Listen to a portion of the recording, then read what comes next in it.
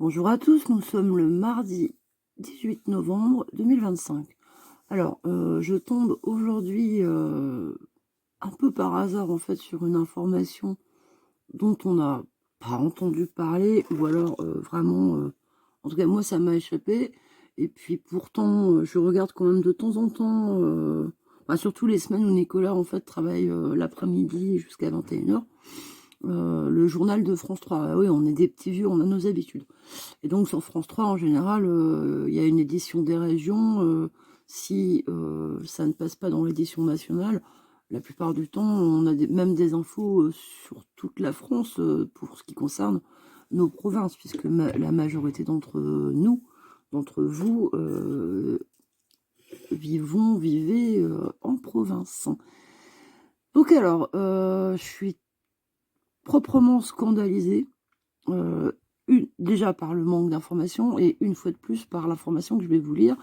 Alors, on peut la trouver, mais c'est payant sur Le Figaro ou d'autres médias. Donc là, je peux avoir un article en entier dans Info Chrétienne. Donc, alors scandalisé par la dégradation dont je vais vous parler, les dégradations par les propos, et scandalisé évidemment par le manque d'informations, de lumière qu'il y a eu, de fait, sur cet événement. Alors, on le lit et puis après, pareil, comme d'habitude, je vous remercie par avance de votre gentillesse de me partager vos avis dans l'espace commentaire, votre opinion. Alors, il s'agit de la porte de l'église du Sacré-Cœur de Lourdes vandalisée, un cas de plus. Alors, je vous laisse lire. Alors, il manque aussi, en dessous, il y avait écrit, là, vous avez profanateur de Jésus-Christ, fils de pute Jésus-Christ, et en dessous, j'ai vu une photo ailleurs où il y avait écrit sale race de chrétiens, un truc comme ça. C'est intéressant, hein. Donc, alors, dans la nuit du lundi 10 au mardi 11 novembre, à Lourdes, la porte principale de l'église du Sacré-Cœur a été la cible d'actes de vandalisme. Des injures antichrétiennes telles que profanateur de Jésus-Christ ou encore fils de pute ont été inscrites au marqueur blanc. Des injures antichrétiennes qualifiant Jésus de fils de pute, ça, excusez-moi, je suis désolée, même moi ça me... Et les chrétiens de profanateurs ont été inscrits au marqueur blanc sur la porte principale de l'église du Sacré-Cœur de Lourdes. Dans la nuit du 10 au 11 novembre, les services municipaux, rapidement alertés, sont intervenus pour effacer ces insultes. Une enquête a été ouverte, mais pour le moment, l'auteur de ces dégradations demeure inconnu. En France, les églises sont régulièrement ciblées.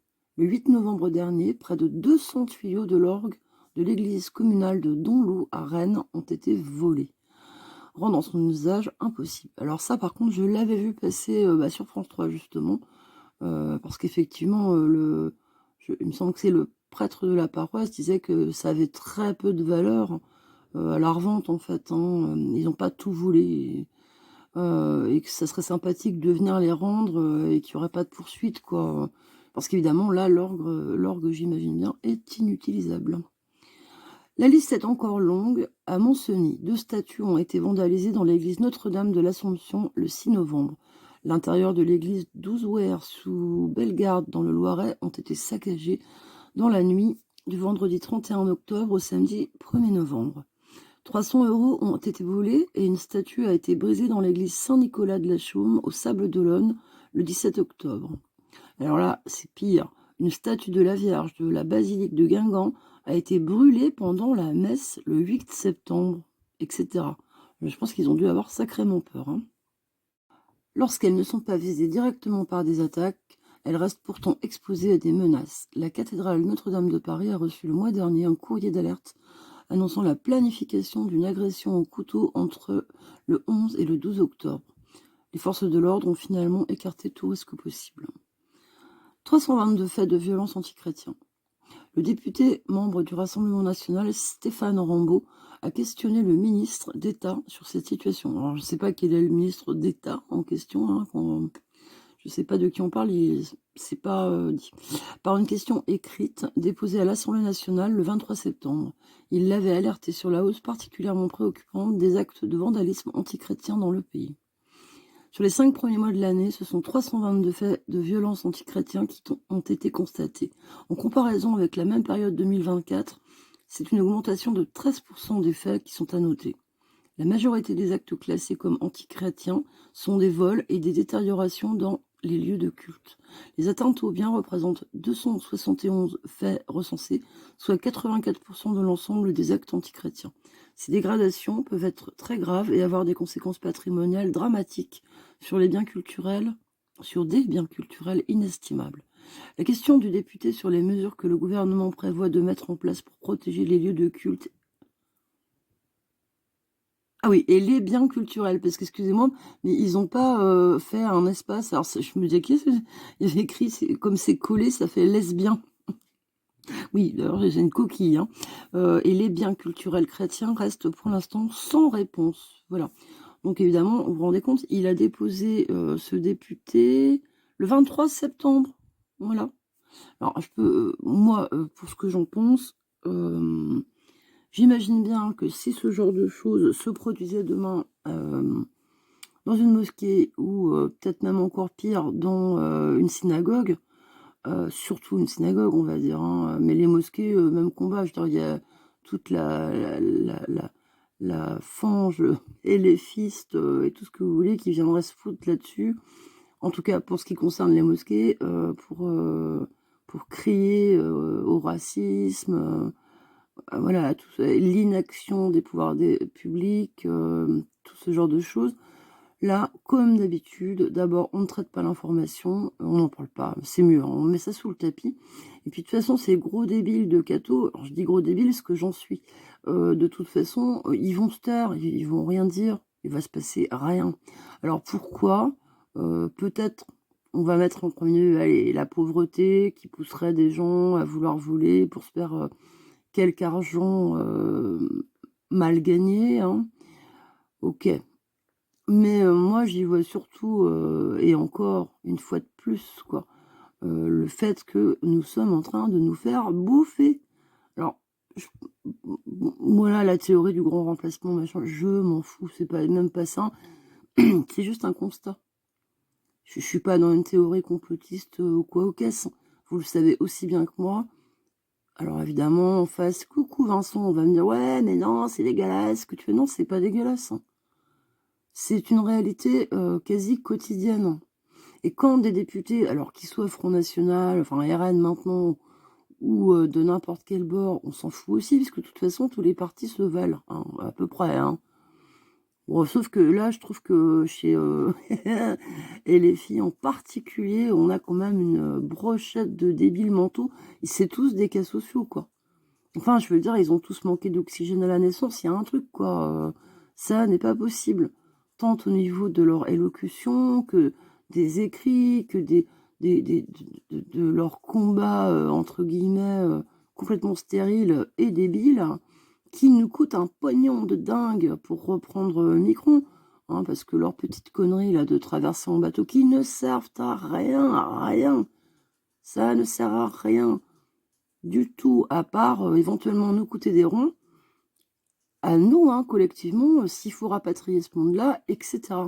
Bon, en l'occurrence, ils ont été un peu déçus pour certains de ne pas être rapatriés par la France, hein, parce que c'est effectivement, dans ce cas-là, ça concerne des cas quand même assez précis. Évidemment, si par exemple le gamin là qui est parti en vélo, d'ailleurs on n'a plus de nouvelles, et qui il est parti faire un tour du monde à vélo à 18 ans, sans que ses parents n'y voient aucun problème. Hein. Alors, c'est pas le problème de partir un an faire un tour du monde. Hein. Le problème, c'est de se filmer fièrement en Iran,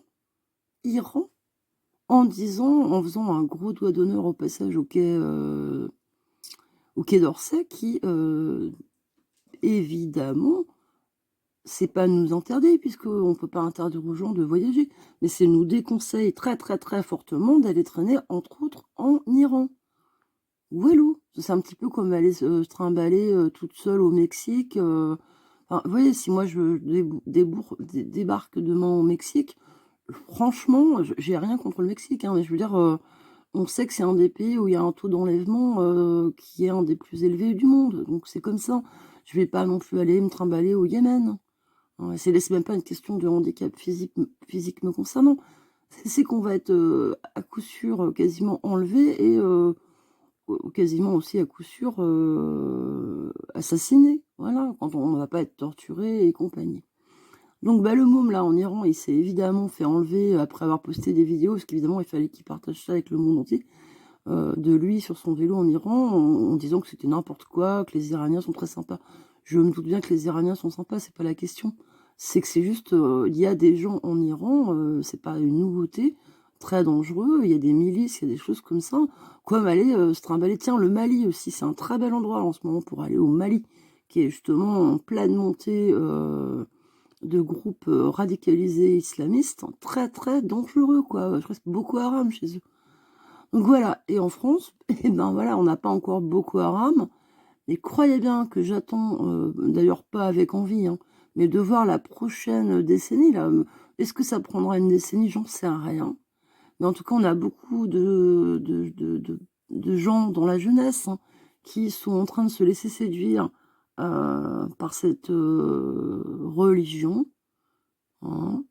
Alors que c'est vrai que moi, à mon époque de ma jeunesse, les jeunes étaient plutôt, en gros, plutôt athées ou agnostiques. Enfin, voilà, la religion n'étant pas le principal sujet de conversation au lycée ou à la fac, etc. Si vous voyez ce que je veux dire. Aujourd'hui, moi, quand je vois des gamines blondes aux yeux bleus qui sont habillées avec des sacs à patates sur la tronche,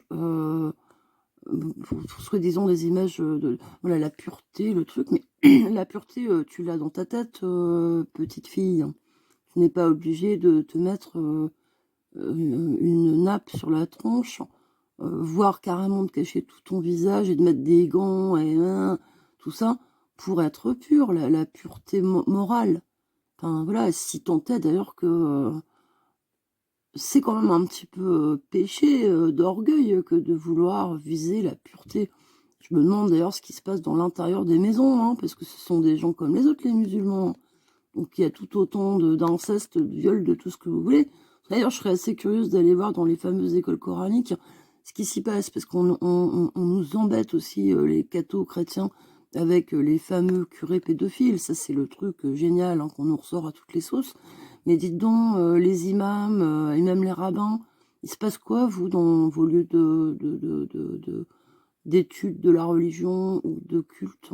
Parce qu'à mon avis, voilà, hein, des pédos, des tarés, il y en a partout, voilà, à tous les goûts, hein. Et même chez les communistes, hein, je vous apprends rien, je pense, hein, ou les fachos, ce que vous voulez, on s'en fout.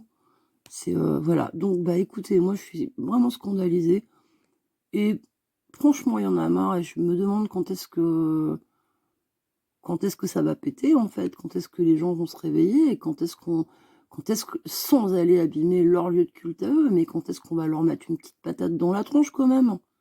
Je ne comprends pas.